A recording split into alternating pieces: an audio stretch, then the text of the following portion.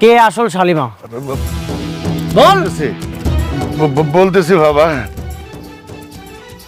আমারে ওইখানকার রাতুল টাকা দিছিল 20,000, কইছিল একটা সাক্ষী দিতে।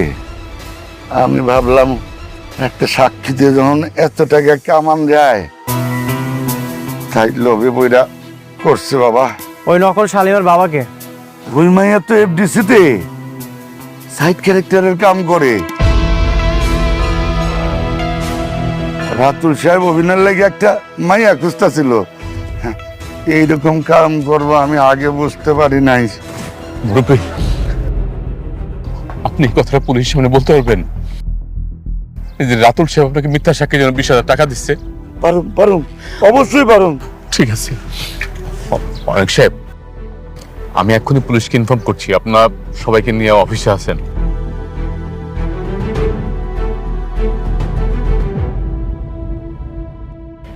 আপনি কেমনে পারলেন একটা দুধের শিশুরে তার বাবা মার কাছ থেকে আলাদা করতে? আপনার কি একটু খারাপ লাগে না? আপনি বুঝতেছেন আপনি আমার বাবা মার ভালোবাসার থেকে আমার বঞ্চিত করছেন? কেন করছেন এমন কথা?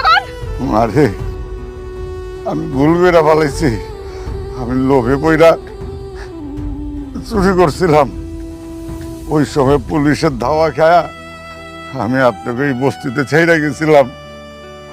আমার মাফ করে দেন।